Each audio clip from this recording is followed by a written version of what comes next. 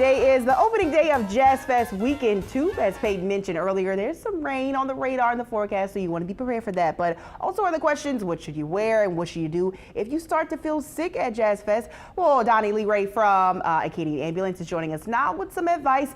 Now, I know we have a whole lot of people who think that they're Jazz Fest professionals. Some of us have been doing this for a very long time, but it's always good for a refresher. Let's start with what people should wear this weekend. I think preparation is key. You don't want to overdress, but day before you want to start hydrating. You want to prepare, bring your sunscreen.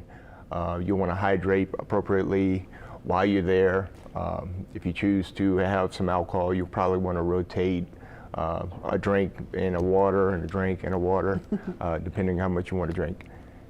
Absolutely. And I know you mentioned last week, and it was very, very hot last week. I mean, I don't think we had temperatures that hot in a couple of months. I remember Peyton saying last week. How many calls did you deal with just on Saturday? On Saturday alone, we ran over 100 calls. Most of them are heat related.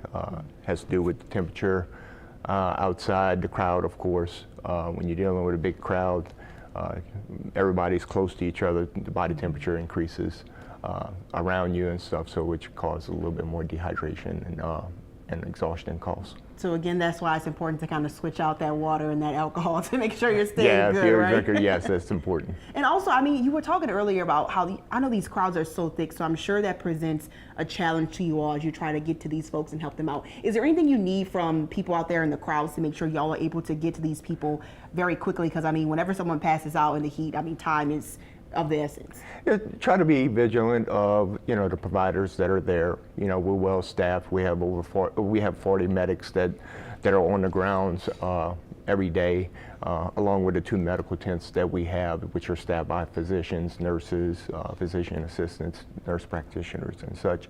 So we're well prepared. It's just trying to navigate through the crowd does have its obstacles.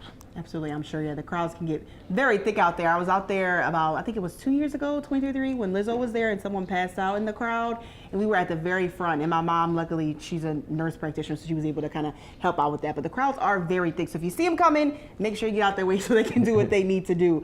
This weekend, it's not going to be as hot, but still definitely important to pay attention to those warnings, hydrate, and of course, wear like loose-fitting clothing. Correct. It's sunscreen and try to find shade when you can. That's important. You don't want to get to a point to where you're feeling thirsty and such. So. Gotcha. All right. Well, Mr. Donny, thank you so much for joining us. We appreciate you and all the tips.